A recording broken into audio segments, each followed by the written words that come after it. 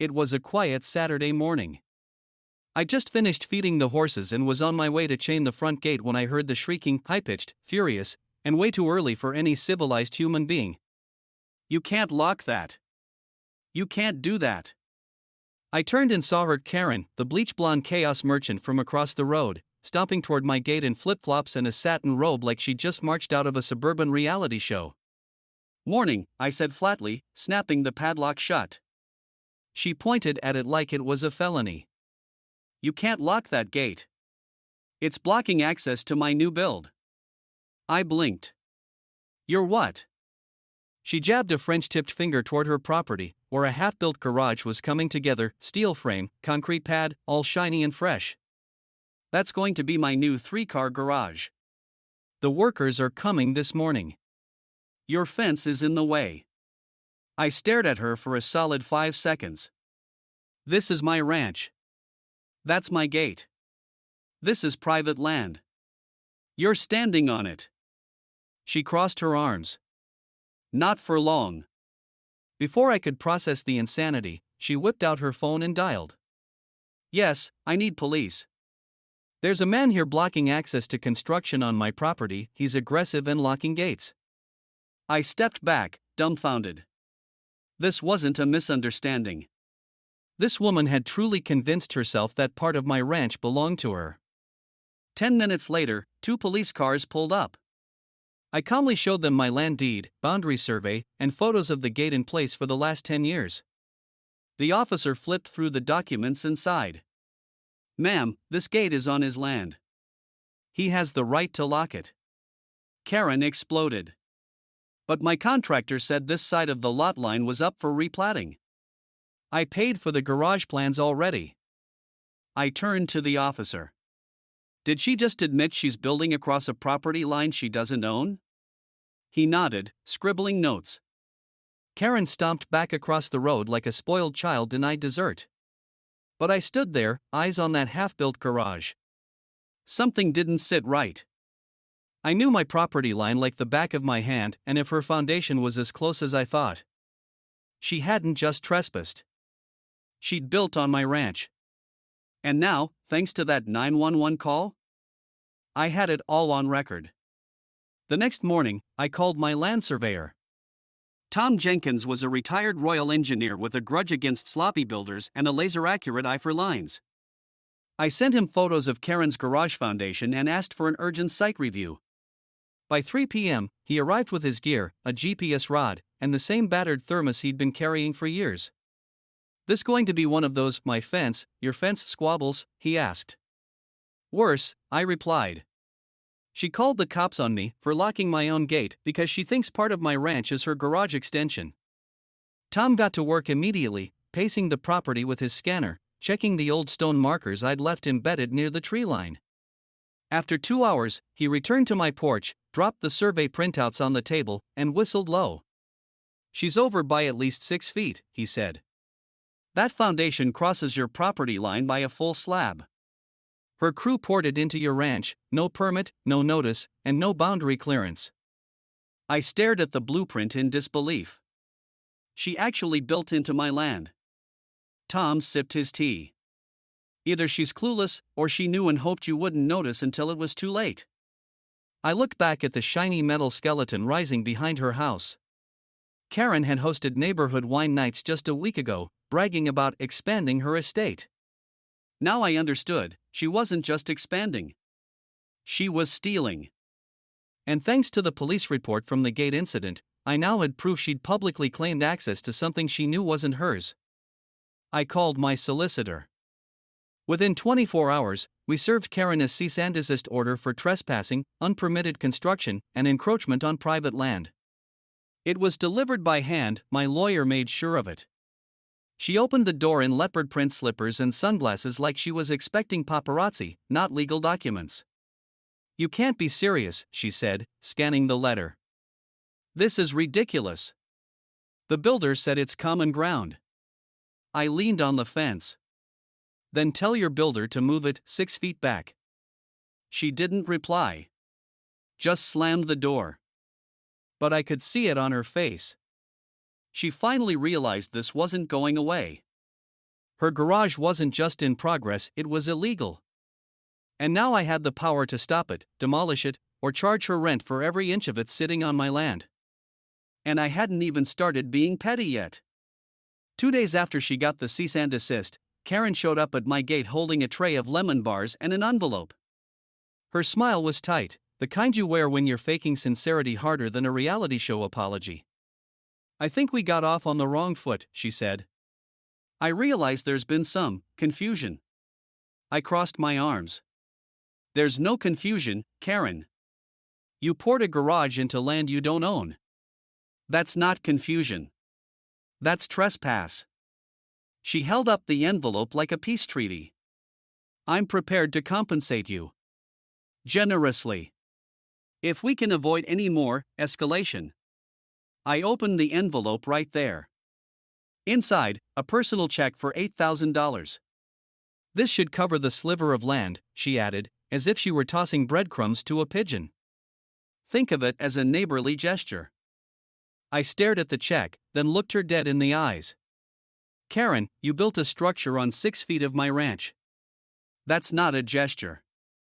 That's theft. And this?" I held up the check. "Wouldn't cover half the cost of removing your concrete, let alone the lawyer fees you're racking up." Her jaw twitched. "This is more than fair." I smiled. "Good. Then you'll be fine when I double it and bill you." That night, my solicitor and I sent her a formal trespass and encroachment invoice. Itemized. Professionally reviewed. Land use violation, $300 per day x 23 days equals $6,900. Unauthorized construction on private land, $12,000 flat. Legal and survey fees, $2,200. Boundary marker damage, $950. Total due, $22,050 payable within 14 business days. The next morning, she was outside my fence in full meltdown. "You're extorting me," she screamed, waving the letter like it burned her fingers. "You can't charge me for dirt." I raised my coffee mug. "Dirt I own. Dirt your foundation is sitting on. Dirt I can legally force you to dig up and remove." She stormed off, but the panic had finally set in. Because she knew I was serious. And what she didn't know, what I hadn't told her yet, was that I'd already filed a report with the local council's building inspector. If they ruled the garage unlawful, it would be demolition orders. Not negotiation. They came at 9 a.m. sharp, 2 council building inspectors, high-vis jackets, clipboards, and a laser measuring device slung over one shoulder. I greeted them at the front of my ranch and offered fresh coffee. They accepted. "Thanks," one of them said. "We've had a few cases like this lately, HOA homeowners assuming a lot more than they're entitled to." I led them straight to the back edge of Karen's property, where her gleaming half-built garage squatted like a metallic tumor on the side of my ranch. We didn't need a measuring tape, the concrete was already well into my field. But they measured anyway, took photos, and noted how the foundation clearly ignored the registered boundary lines. "Whoever approved these plans didn't check the plat maps," one inspector muttered. "This is going to be a mess." Right on cue, Karen emerged from her back patio, wearing a blouse too dressy for a weekday and a grin she hadn't earned. "Morning, gentlemen," she chirped. "Can I offer you a seat, maybe a quick pastry while we sort this little hiccup out?" One of them raised an eyebrow. "Ma'am, we're here for a formal inspection. Do you have your site permit?" Her smile twitched. "Oh, I'm sure I do. My builder handles all of that. He told me we were well within the boundary line." I stepped forward and handed them the survey from Tom Jenkins, stamped and verified. "This was done last week. Confirms my boundary. Confirms her overreach." The taller inspector took one look, then turned to Karen. "Ma'am, your structure encroaches nearly 2 full meters onto Mr. Fletcher's land." Her eyes widened. "That can't be right. My builder said your builder was wrong. And he'll be fined separately if we determine this was done knowingly." They walked the full line, documented the fence post, the foundation, even the portion where her crew had moved a boundary stone to pour footing. One of them shook his head. That's tampering. She's in serious violation. Karen's smile finally cracked. Wait, we can just cut a deal, right? I mean, this is barely a strip of land. Surely Mr. Fletcher doesn't need every inch of this field. I cut her off. I do. I use every inch. And I own every inch. An hour later, they handed me a copy of their findings. Unlawful encroachment. Stop work order. Pending removal. A copy was also pinned to her new garage wall like a death sentence in red ink. That evening, I watched from my porch as Karen tore the notice off the wall and screamed into her phone. I didn't know who she was calling, her builder, her lawyer, maybe even the HOA, but I knew one thing for sure.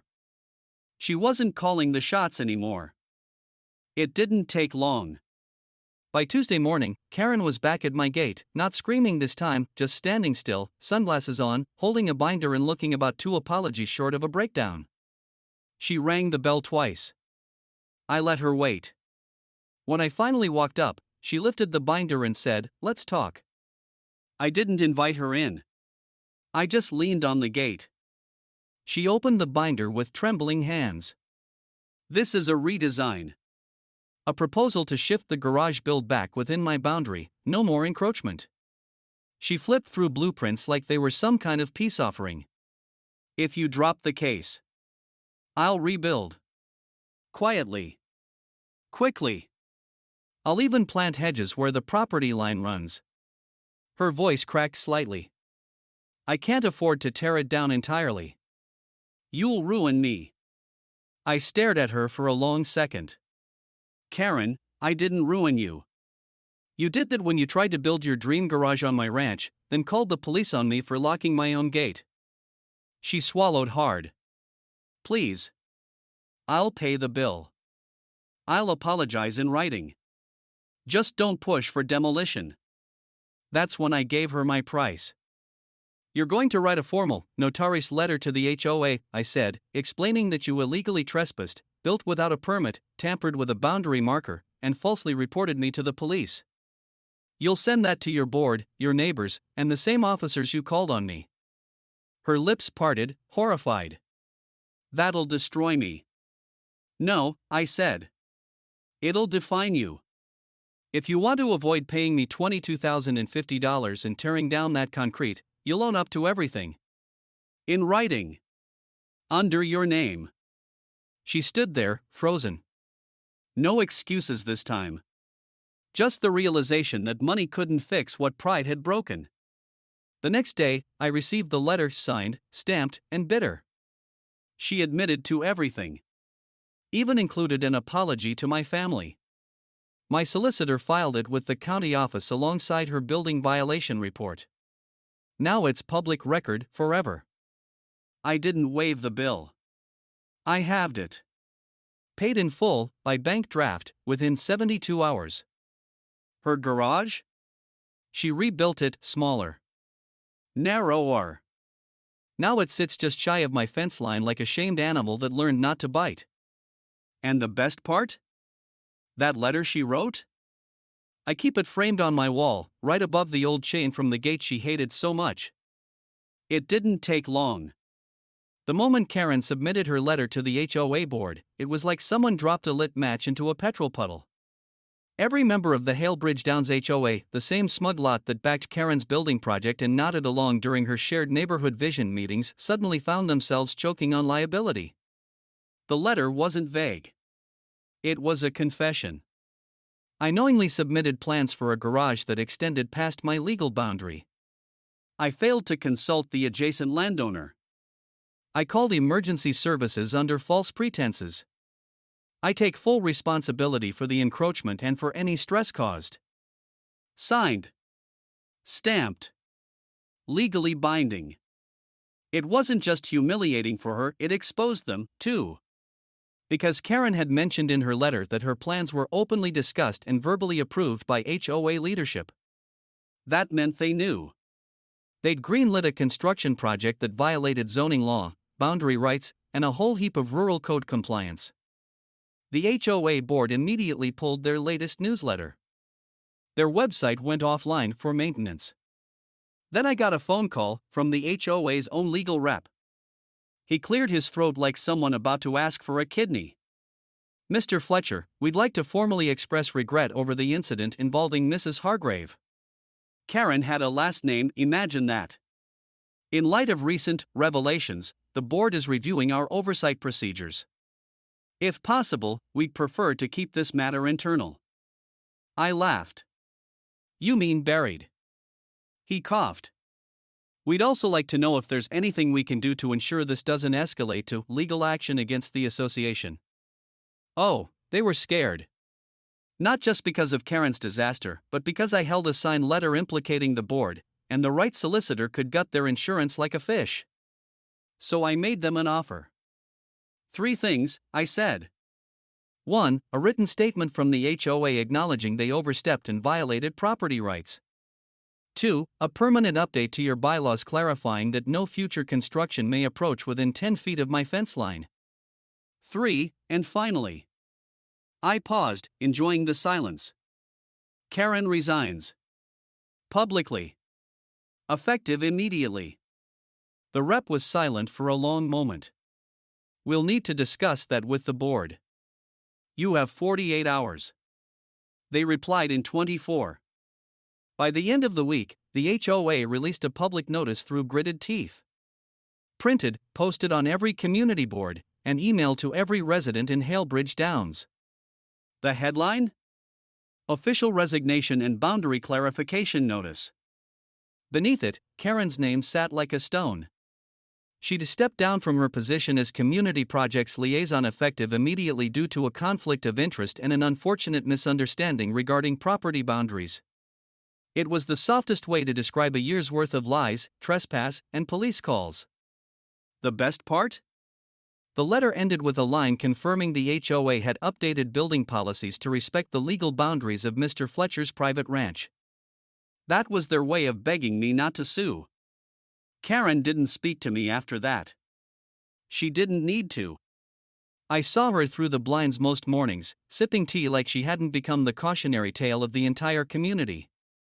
Her once grand garage now looked cramped, awkward, cut off by a new row of shrubs she planted to hide the fence.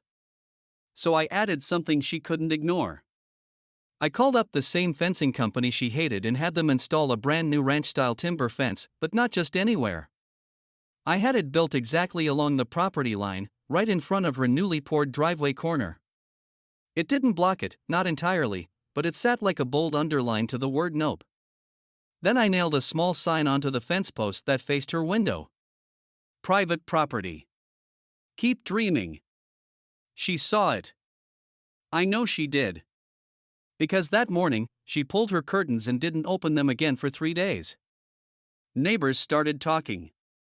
Not about me, but about her. The former HOA darling who tried to steal a garage's worth of land from the man who owned the fence.